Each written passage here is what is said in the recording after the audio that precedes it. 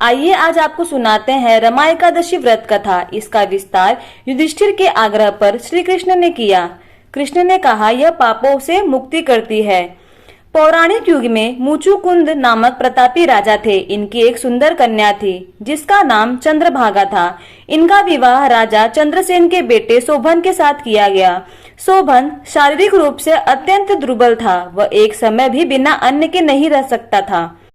एक बार दोनों मुचुकुंद राजा के राज्य में गए। उसी दौरान रमा एकादशी व्रत की तिथि थी। चंद्रभागा को यह सुन चिंता हो गई, क्योंकि उसके पिता के राज्य में एकादशी के दिन पशु भी अन्न, घास आदि नहीं खा सकते थे, तो मनुष्य की तो बात ही अलग थी। उसने यह बात अपने पति शोभन से कही और कहा, अगर आपको कुछ खाना है तो इस राज्य से दूर किसी अन्य राज्य में जाकर भोजन ग्रहण करना होगा।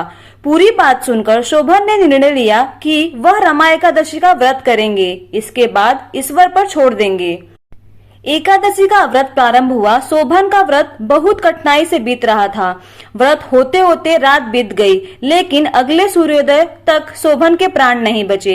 विधि विधान के साथ उनकी अंत्येष्टि की गई और उनके बाद उनकी पत्नी चंद्रभागा अपने पिता के घर ही रहने लगी। उसने अपना पूरा मन पूजा पाठ में लगाया और विधि विधान के साथ एकादशी का व्रत किया।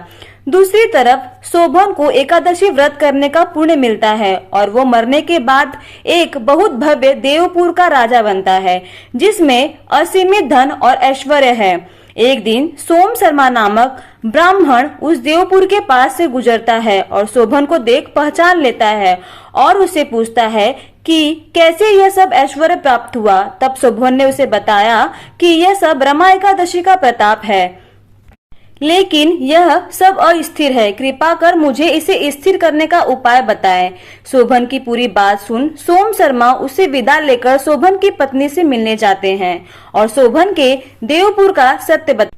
चंद्रभागा यह सुन बहुत खुश होती है और सोम शर्मा से कहती है कि आप मुझे मेरे पति से मिलवा दो, इससे आपको भी पुण्य मिलेगा। तब सोम शर्मा उसे बताते हैं कि यह सब ऐश्वर्य अस्थिर है। तब चंद्रभागा कहती है कि वो अपने पुण्य से इस सब को स्थिर कर देगी। सोम शर्मा अपने मंत्रों एवं ज्ञान के द्वारा चंद्रभागा को दिव्य बनाते हैं और शोभन के पास भेजते हैं। शोभन पत्नी को देख बहुत खुश होता है। तब चंद्रभागा उससे कहती है, मैंने पिछले 8 वर्षों से नियमित 11 का व्रत किया है। मेरे उन सब जीवन भर के पुण्यों का फल मैं आपको अर्पित करती हूँ। उसके ऐसा करते ही देवनगरी का ऐश्वर्य स्थिर हो जाता है और सभी आनंद से रहने लगते हैं। इस प्रकार रमा एकादशी का महत्व पुराणों में बताया गया है। इसके पालन से जीवन की दुर्बलता कम होती है, जीवन पाप मुक्त होता है। तो यहाँ पर समाप्त होती है रमा एकादशी व्रत कथा। धन्यवाद।